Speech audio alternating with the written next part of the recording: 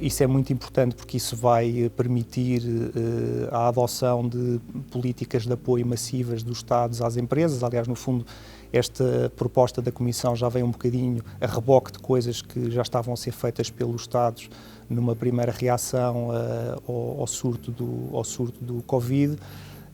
E tem especial importância porque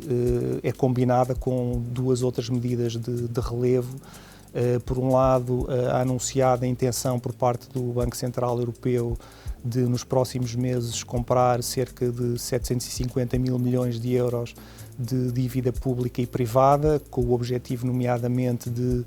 manter o mais baixo possível os custos de financiamento dos Estados-membros, e nomeadamente daqueles Estados-membros que possam ser vistos pelo mercado como estando em trajetórias orçamentais menos sustentáveis, e nós vimos que assim que esta crise sanitária começou, que os juros da dívida a longo prazo de países como Itália ou Portugal começaram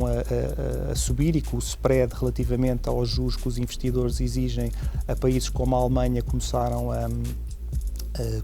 aumentar, e portanto essa medida visa mitigar, digamos assim, esse desenvolvimento, uma vez que não estamos naquilo que seria a situação em que alguns Estados-membros acham que nós deveríamos estar num mundo ideal, que seria a existência de uma mutualização de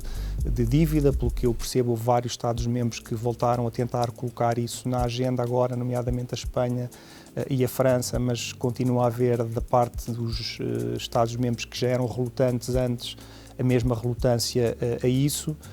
Estou a pensar na Alemanha, na Áustria, etc. E, portanto, na ausência desse mecanismo de mutualização de dívida, esta ação massiva que é pré-anunciada pelo BCE é muito bem-vinda. O terceiro aspecto desta intervenção é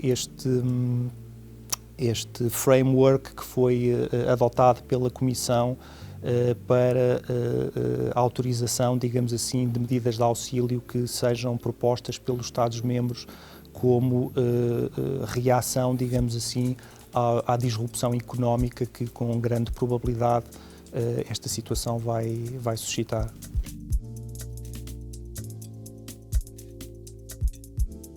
Existem já determinados quadros que prevêem a possibilidade de auxílios como aqueles que vão ser muito necessários nesta situação, em particular auxílios à tesouraria, à liquidez das empresas, mas aquilo que a Comissão veio agora fazer foi adotar um quadro que é de longe o mais generoso de sempre nesta matéria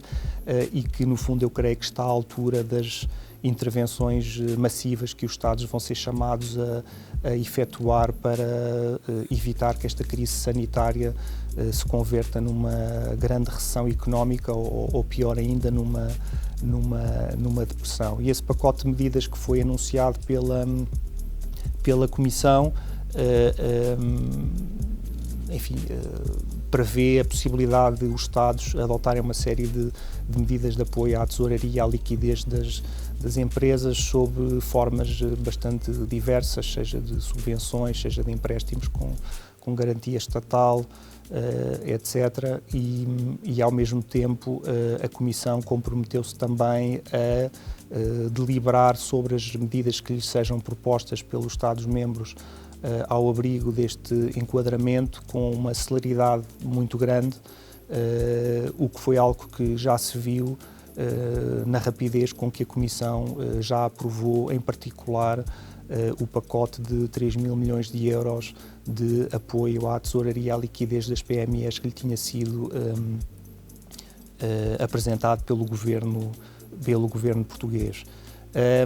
Neste quadro, as empresas precisam ainda assim de ter determinadas cautelas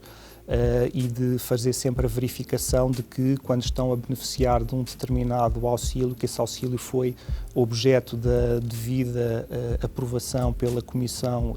Europeia, uma vez que as regras estabelecem que,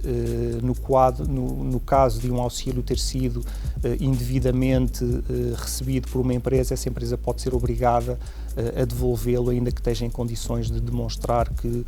na altura da sua recepção, a sua aceitação foi feita de plena boa-fé.